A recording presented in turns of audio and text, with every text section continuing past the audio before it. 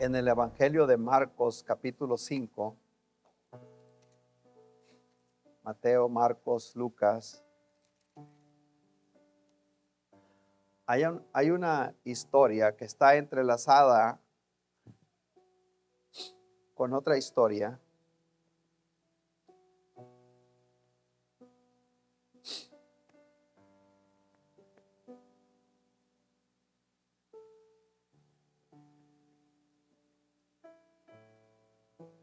Hay cosas que yo cuido, hermanos. Como uno dice, si supiera que la última vez fue la última vez, y supiera yo que la última vez que le daba la mano y un abrazo a mi padre en el 2008, 2007, y ese día me regaló este pañuelo, yo lo cuido mucho y lo amo todavía. Y ustedes saben, yo cuido muchas cosas y son cosas bien especiales para mí. Y fue la última vez que yo estreché la mano con él. Estamos hablando acerca de que vivimos en un mundo real y que el mañana no es de nosotros, pero tenemos un Dios todopoderoso. Dice la Biblia acá que pasando otra vez Jesús, Marcos 5, 21. Aquí son dos historias juntas, pero casi siempre se habla acerca de la mujer que tocó el borde del manto del Señor y dejamos el resto de la historia y casi nunca habla acerca de esto, y vamos a hablar nosotros del otro lado, pero como están las dos mezcladas como un sándwich acá, vamos a leer las dos. Y dice que pasando otra vez Jesús en una barca a la otra orilla, se reunió alrededor de él una gran multitud, y él estaba junto al mar. Y vino uno de los principales de la sinagoga, llamado Jairo. Luego que le vio, se postró a sus pies y le rogaba mucho, diciendo: mi hija está agonizando, ven y pon las manos sobre ella para que sea salva y vivirá. Fue pues con él y le seguía una gran multitud y le apretaban. Pero una mujer que desde hacía 12 años padecía de flujo de sangre y había sufrido mucho de muchos médicos y gastado todo lo que tenía y nada había aprovechado, antes le iba peor. Cuando oyó hablar de Jesús, vino por detrás de la multitud y tocó su manto, porque decía: si tocare tan solamente su manto, seré salva. Y enseguida la fuente de su sangre se secó y sintió en el cuerpo que estaba sana de aquel azote. Luego Jesús, conociendo en sí mismo que el poder que había salido de él, volviéndose a la multitud, dijo: ¿quién ha tocado mis vestidos? Sus discípulos le dijeron: ves que la multitud te aprieta y dices: ¿quién me ha tocado? Pero él miraba alrededor para ver quiénes había hecho esto. Entonces la mujer, temiendo y temblando, sabiendo lo que en ella había sido hecho, vino y se postró delante de él y le dijo toda la verdad. Y él le dijo: hija, tu fe te ha hecho salva. Ve en paz y queda sana de tu azote. Mientras él aún hablaba, vinieron de casa del principal de la sinagoga diciendo: tu hija ha muerto. Notó que ya entramos otra vez a la historia primera, ¿verdad? Aún estaban platicando cuando llegan a decirle al hombre ahí arriba llamado Jairo, decirle, mientras él hablaba, vinieron de la casa del principal de la sinagoga diciendo: tu hija ha muerto, ¿para qué molestas al maestro? Pero Jesús, luego que oyó lo que se decía, dijo al principal de la sinagoga: no temas, cree solamente. Y no permitió que le siguiese nadie sino Pedro, Jacobo y Juan, hermano de Jacobo. Y vino a casa del principal de la sinagoga y vio el alboroto y a los que lloraban y lamentaban mucho. Y entrando les dijo: ¿por qué alborotáis y lloráis? La niña no está muerta, sino que duerme. Y se burlaban de él, mas él, echando fuera a todos, tomó al padre y a la madre de la niña y a los que estaban con él, y entró donde estaba la niña, y tomando la mano de la niña le dijo, Talita cumi, que es traducido, niña, a ti te digo, levántate. Y luego la niña se levantó y andaba, pues tenía 12 años. Y se espantaron grandemente, pero él les mandó mucho que nadie lo supiese, y le dijo que le diese de comer. Amén. Vamos a orar. Padre bueno, gracias por este párrafo de la escritura que hemos tomado en esta tarde. Gracias, Señor, por todas las personas que se dieron cita hoy aquí en esta noche, en este conocido tradicionalmente aquí en Estados Unidos, Señor, como el Día de los Padres. Le damos gracias, Señor. Oh Padre Santo, gracias porque tenemos esperanza en usted, que cuando ya no se ve esperanza, Señor, cuando vemos que la muerte azota, Señor, y la enfermedad llega, y la tristeza llega, y la desesperación, ahí aparece su palabra, Señor, que nos dice, no temas, cree solamente. Oh Espíritu Santo, en esta noche, Señor, yo sé que hay una familia que está pasando un dolor terrible, Padre bueno. Le ruego, Señor, que tome control absoluto, Señor, de esta situación, y que hay dos iglesias también entrelazadas en este dolor, Señor. Le ruego, Padre bueno, que traiga también consuelo, Señor, a las familias, amistades, Padre eterno, en esta noche, Señor. Y a los que estamos aquí también, Señor, hay personas posiblemente pasando desesperación como la que tenía este hombre llamado Cairo, Señor. Oro, Padre Santo, que bendiga cada persona aquí en este santuario, aquellos padres, Señor, que posiblemente les ha tocado hacer el doble papel, padres y madres, Señor, o aquellos padres, Señor, que a pesar de grandes dificultades, grandes retos, Señor, problemas económicos, a veces problemas de salud, Señor, pero no obstante, se han parado en la brecha y han creado, Señor, ese ámbito, ese ambiente espiritual en sus casas, Señor. Le ruego, Padre eterno, en esta tarde, Señor, que bendiga de una forma sobrenatural a todos los padres de esta iglesia, Señor, y a los que están a nuestro alrededor, Padre bueno, aquellas madres también que les está tocando hacer el papel de padres, Señor. Las levantamos en oración en esta mañana, Señor, porque se han parado en la brecha, Señor, y le han hecho frente para crecer estas familias que amen su nombre. Señor, le damos gracias en el nombre de Cristo Jesús. Amén. Amén. Gracias a Dios. Pueden tomar asiento. Gloria a Dios. Estamos viendo en esta historia, hermanos, que la vida nos presenta a nosotros momentos en que el dolor y la angustia parece que tienen la última palabra. Hay situaciones en la vida que ni el dinero, ni la fama, ni la posición social, ni los recursos humanos pueden traer solución a lo que la vida trae muchas veces. ¿Cuántos pueden decir amén? Hay veces que no importa cuánta línea tiene una tarjeta de crédito, cuánto hay de dinero en el banco, cuánta gente uno conoce alrededor, cuántas amistades tienen. Lo único que trae esperanza es a quien nosotros conocemos. Yo he estado en esa posición antes, hermanos, donde no importa los recursos que uno tenga, el grado secular, si ha ido a la universidad, si es abogado, o si es profesor, o si es pastor, conoce medio mundo aquí en la tierra. Hay lugares y hay momentos en que solo la mano de Dios nos puede sostener. Amén. Y este es el relato que estamos viendo nosotros aquí en esta escritura.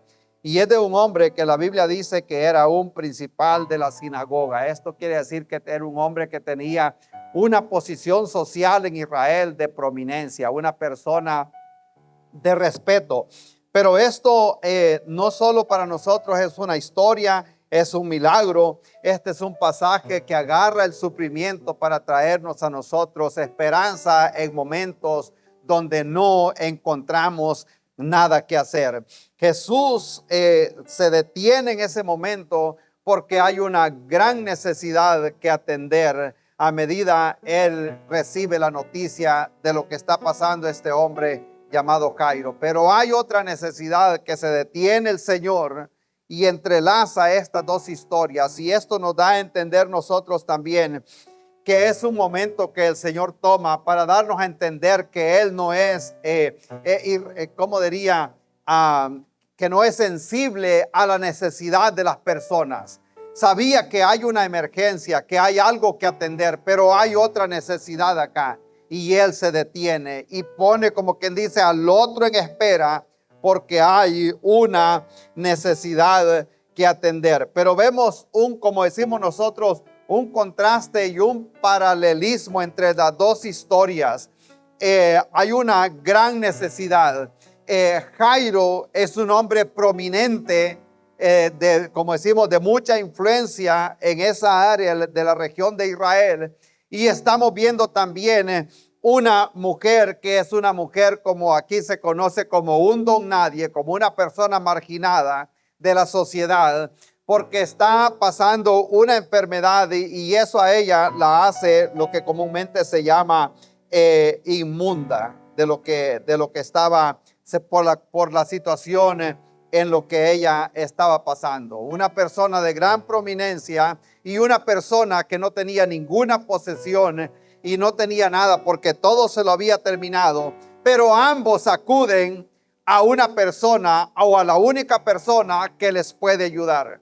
Sabía Jairo que la situación que tenía su hija era una situación delicada y que posiblemente también él ya había gastado bastante en aquella situación, y se da cuenta que ahí está el Señor y va en busca del Señor. Sabía también aquella mujer que llevaba ya 12 años con aquella enfermedad, que no había nada más que pudiera hacer más que acercarse donde el Mesías, que posiblemente había escuchado lo que había dicho Malaquías, que en sus alas iba a traer salvación, y por eso dijo ella: si tan solo yo tocara el borde de su manto, yo sé que voy a ser sana de este azote o de esta enfermedad que yo estoy pasando en este momento. Ya hemos hablado acerca de ese manto, todo lo que significaba tocar el borde de ese manto, lo que el Señor llevaba sobre sí. Y es en ese momento que Marcos entrelaza esas dos historias,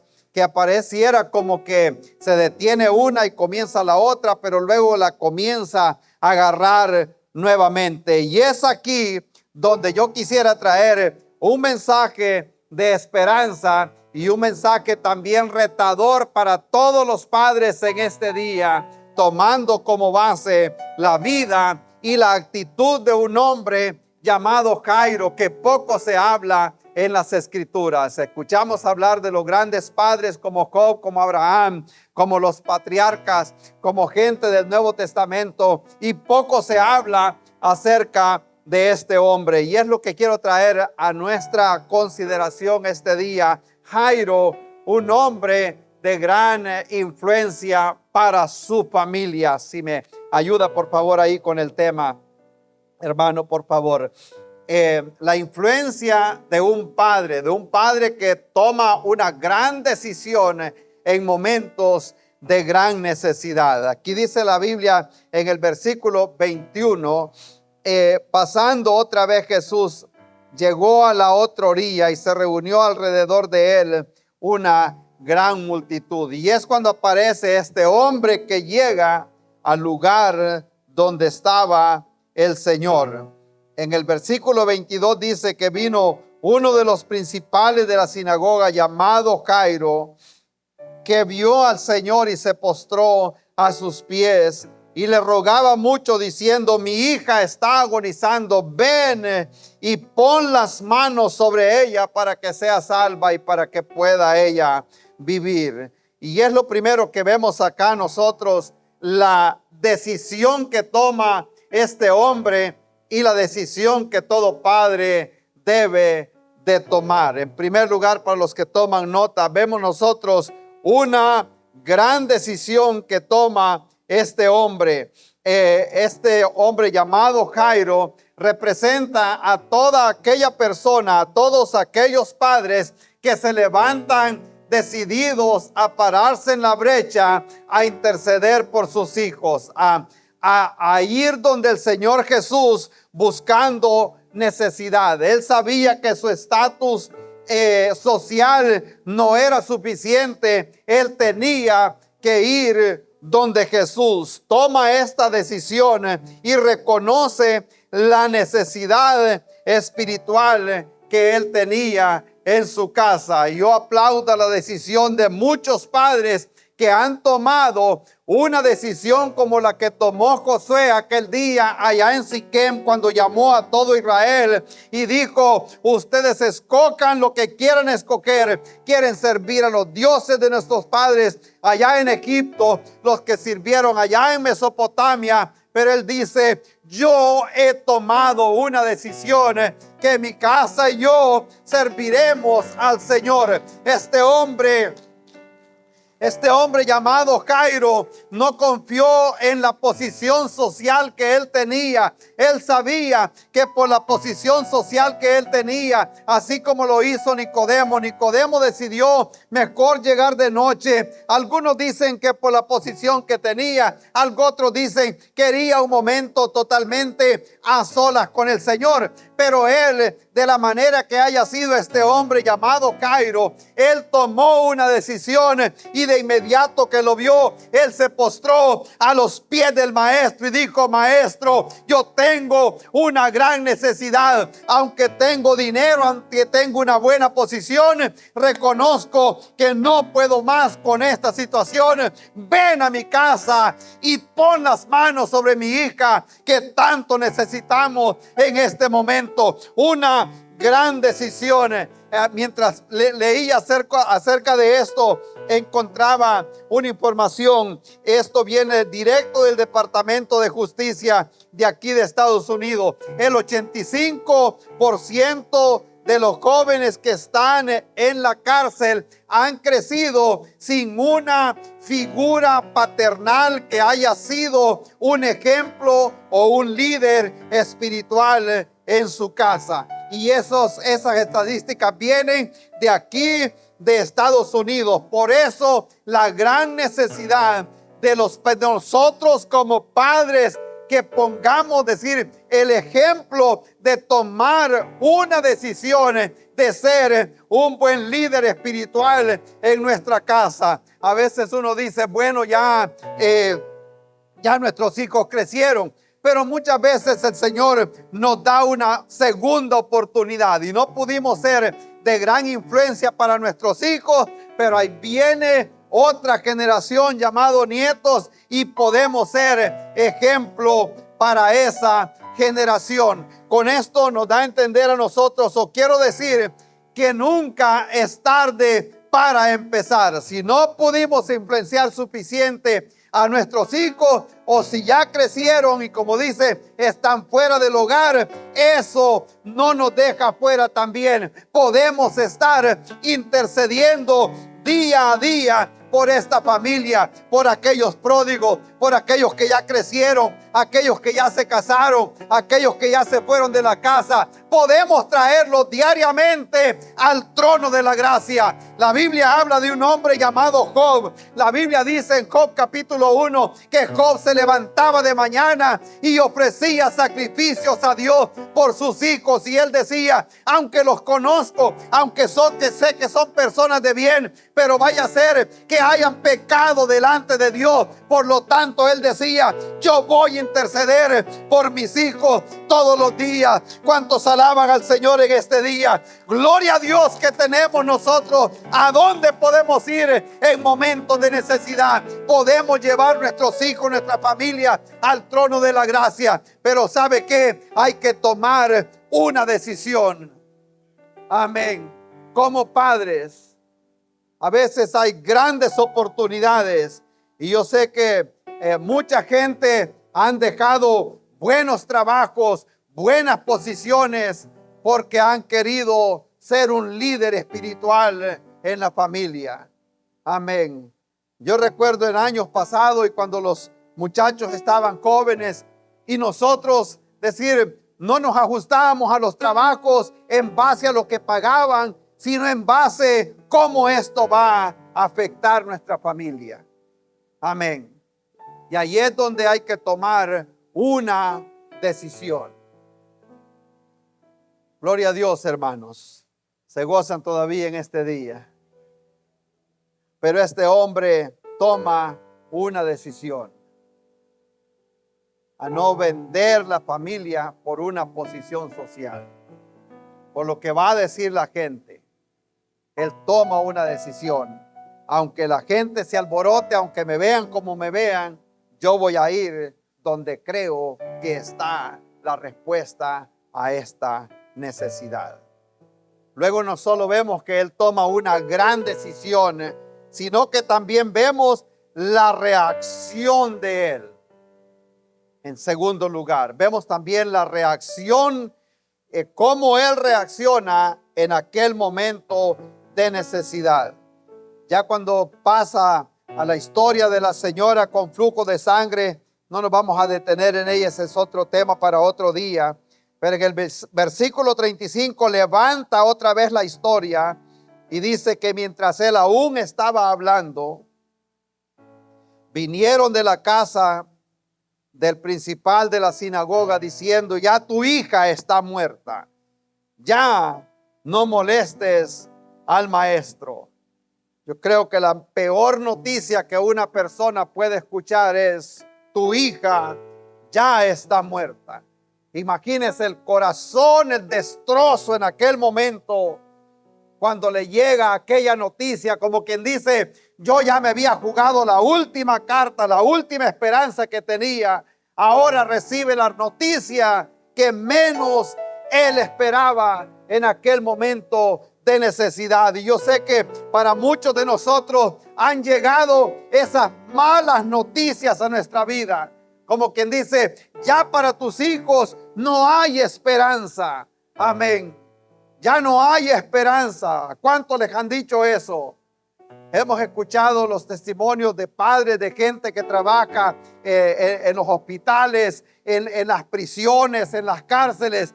Ya no hay esperanza. Déjeme decirle, siempre hay esperanza mientras hay vida. Mientras hay vida, hay esperanza. En este caso era muerte física. Para nosotros puede ser muerte espiritual de muchos de nuestros hijos, de muchos de nuestra familia. Hay que tomar fe, agarrar fe de donde agarra este hombre cuando se aparece con el Señor. A pesar de que le dan una mala noticia, el Señor le dice: no temas, cree solamente, porque estoy a punto de hacer algo que nadie se imagina. Alabado sea su nombre. De esas promesas es que yo siempre me he agarrado cuando las cosas se ven cuesta arriba. Amén. Alabado sea su nombre. Gloria a Dios. Yo les contaba un pedacito la semana pasada, cuando veíamos las cosas que se veían, lo que nosotros decimos cuesta arriba. La respuesta de mi esposa fue una vez que yo le dije: necesitas ya resignarte que esta situación no va a cambiar. Y la respuesta de ella fue: I'm not going to give up. No me voy a dar por vencida. Se acordó de las palabras de Job: yo sé que mi Redentor vive. Amén, alabado sea su nombre. Esa es la decisión que han tomado muchos padres y han dicho: yo sé que mi Cristo vive. Y aunque no se vea esperanza, Dios puede traer, como decimos, poner de reversa el carro en un momento y la cosa puede cambiar. Amén.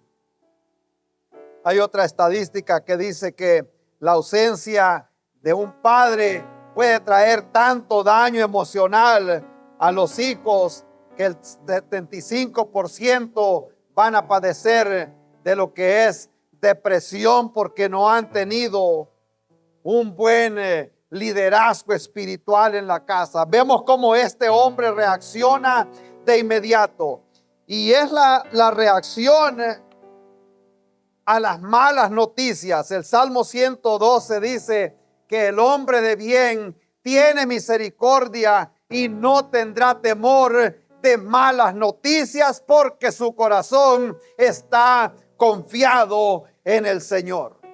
Amén.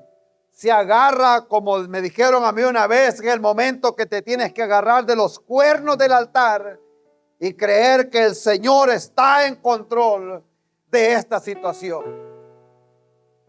Pero no es así como decimos nosotros, una oración así simple, por si acaso, rutinaria. Cuando dice Jeremías, clama a mí y te responderé y te enseñaré cosas grandes y ocultas que tú no conoces. No dice ora a mí, dice clama a mí. Es una expresión de un quebranto total, de saber que la vida depende de aquel clamor que estamos levantando al Señor en ese momento. Yo recuerdo que creo que nunca nadie en el idioma español lo ha podido explicar como lo explicó un hombre un día. Misionero, dice, en República Dominicana. Y andaba, dice, por un supermercado. Yo no entendía el idioma, dice. Era de aquí de Estados Unidos. No entendía el idioma. Pero en medio de aquel montón de gente, dice, oía un clamor de un niño. Y aquel niño decía unas palabras, dice, que yo no entendía qué era, ni por qué gritaba. Y oía los gritos del niño que decía, caña, caña, caña.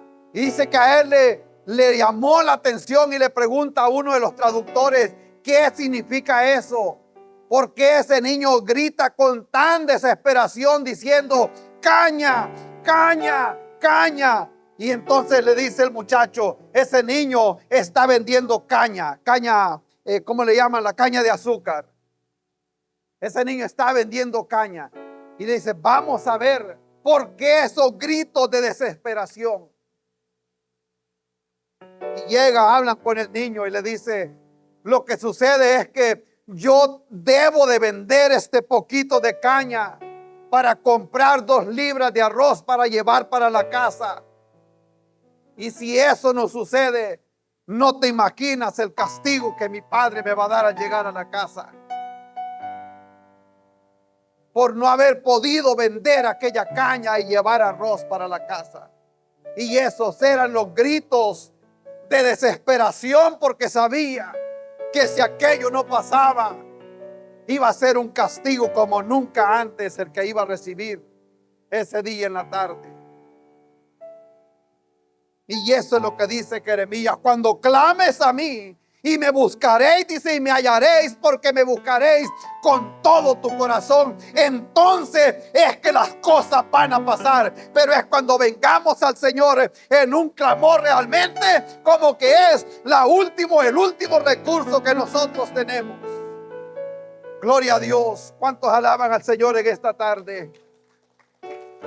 Es entonces que vamos a ver nosotros cuando aparece el Señor y Él le reemplaza la duda con una fe y le dice, no tengas temor, Jairo, cree solamente. Aunque vengan malas noticias, aunque te están diciendo ya no hay esperanza para esta niña, ya no hay esperanza. Ya no hay esperanza, a lo mejor ya el doctor le dijo, tu enfermedad no hay, la ciencia no ha descubierto la medicina para tu enfermedad, o ya los consejeros dijeron que ya no pueden hacer nada con esta condición, o ya no le vemos ninguna salida. La respuesta en este día es, no temas, cree solamente que el dador de la vida, la Biblia dice que no hay nada imposible para el Señor, y yo siempre me he agarrado de esas promesas. Gloria a Dios. Ya no hay esperanza, dice el mundo, pero el Señor dice, cree solamente. Vemos nosotros la reacción que tomó este hombre cuando recibe esa noticia. Jesús escuchó que le decían al principal, ya no molestes al maestro. Pero el Señor le dice, cree solamente. Pero en aquel momento, mientras esto sucede, vemos también que Él le hace una invitación. Salen para la casa. Versículo 37 dice, no permitió que le siguiese nadie, sino Pedro, Jacobo y Juan. Algunos saben que el Señor tenía un círculo más cercano, que eran esos tres hombres. Habían situaciones que no se llevaba a todos los discípulos, sino que agarraba solo tres de ellos. Y vinieron a la casa, lugar donde este hombre vivía, y tomando la niña de la mano, es cuando le dijo, Talita Cumi, y le dijo, niña, a ti te digo, levántate. Jesús acompañó a este hombre a la casa, pero fue porque este hombre había tomado una decisión de invitar al Señor a la casa. Y ahí es donde quiero llegar en esta tarde. A todos los padres, gracias a aquellos padres que han invitado al Señor a ser el Señor de la casa. Amén. Aquellos padres que no se han conformado por lo que el mundo ha dicho y han decidido invitar al Señor a la casa. Amén. Que no se han conformado con una vida de comodidad espiritual, sino que son personas que han decidido, vamos a levantar un altar aquí en mi casa. Amén. Gloria a Dios. Una decisión de fe puede cambiar el rumbo de la familia, pero tenemos que invitar a nuestro Padre Celestial a nuestra casa, y es el ejemplo que este hombre nos da a nosotros. Que a pesar de la posición social, de a pesar de lo que él tenía, a pesar de todas las cosas alrededor, él no se conformó y dijo, yo voy a ir donde el maestro y tiene que venir a mi casa. Amén. Le hace aquella invitación. Buscó a Jesús, creyó en el Señor, lo invita a la casa y luego vemos el milagro que sucede ya estando ahí en la casa. Amén. La influencia que puede tener un padre en la vida de sus hijos. Y gracias a aquellos padres que han sido ese ejemplo para sus hijos y que han demostrado fe en momentos de necesidad, que no se han conformado. Amén. Gloria a Dios. Es difícil en esta generación que estamos viviendo, pero creo que se puede ser ejemplo o ser un intercesor por nuestra familia, por nuestros hijos, para que ellos vengan también al conocimiento de la verdad. Si algo que yo recuerdo siempre de mi padre, y ya lo he testificado acá, en aquellos tiempos de los años 70, cuando no habían, nadie tenía ni siquiera un reloj, ni mucho menos un reloj despertador. El despertador eran los gallos. Amén. A mediodía sabíamos que eran las 12 porque había un burro que había ahí cerca, que era el que gritaba a esa hora. Ya se sabía que a las 12 del día, el instinto de los animales. Y había una estrella grande, le decían el lucero en la madrugada. Hermana Rosa sabe, a las 4 de la mañana estaba a esa altura, así. Ya sabíamos que eran las 4 de la mañana. Sin reloj despertador, sin nada, sin teléfono, sin luz. Pero mi padre a las 4 de la mañana ya estaba orando. Yo ya le conocía a él su rutina de todas las madrugadas. A las 4 de la mañana se levantaba a orar. A las 5 salía a bañar al río, que era... el río pasaba cerca de la casa. A las 6 de la mañana ya estaba bebiendo café. Pero ya había hecho esas dos cosas y era una rutina. Y si por algo yo lo voy a recordar, ha sido porque era una persona que nunca había venido a Estados Unidos y mencionaba a los hijos que estaban en Nueva York, a los sobrinos que están en Washington, a los otros que están en California. Nombre por nombre.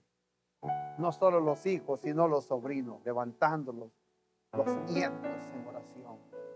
Gloria a Dios por esos padres que interceden por la familia. Amén.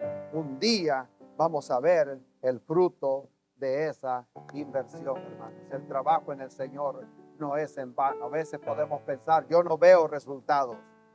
Hay que ver, el Señor puede estar trabajando en el corazón de las personas. Amén. Gloria a Dios. ¿Cómo lo está haciendo? No lo sabemos.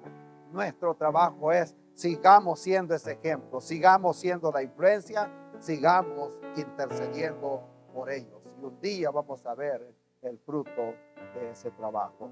Amén. Vamos a orar en esta tarde, hermanos, y vamos a ir despidiendo de este lugar. Y Dios es bueno. Y otra vez más agradecemos a todos los hermanos, padres. Gracias a Dios porque se han parado en la brecha. A las madres que les ha tocado hacer el papel de padres también. Yo sé que es difícil, y viceversa, a los padres que les ha tocado hacer el papel de madre. Todo eso se ve en este mundo. No digo todo eso se ve en este país. Todo eso se ve en todo el mundo. Pero gracias a Dios por aquellas personas que han decidido ser ese líder espiritual para la familia y ser ese ejemplo. Amén. Y creerle al Señor, invitar al Señor a que sea el Señor de su casa. Nos ponemos en pie un segundito, por favor. Agradecemos que ha estado con nosotros en esta transmisión y deseamos que Dios haya hablado a su corazón, a su vida a través de esta predicación. Si Dios ha hablado a su corazón y ha aceptado a Jesús como el Señor y Salvador de su vida, permítame orar por usted. Padre Santo, Señor, te damos la honra y la gloria a ti, Jesús. Gracias, Señor, porque sabemos de que aquellas personas que han escuchado este mensaje de salvación, que tú has hablado a su corazón por medio de tu Espíritu Santo, te los pongo en tus manos, que ellos puedan tener una relación íntima y personal contigo como Señor y Salvador de sus vidas. Te ruego que tú los bendigas, que tú los guardes, Padre, y guía a los Padres Santos para que puedan crecer en tus caminos. En el nombre de Cristo Jesús, amén. Si desea conocer más de nuestra iglesia, les invitamos a que visiten nuestro sitio web iglesiatrinity.com. Allí encontrarán los horarios de servicios y eventos especiales. Estamos ubicados en Indialand y Lancaster, en Carolina del Sur. Les deseamos verles pronto, están invitados y que Dios me los bendiga.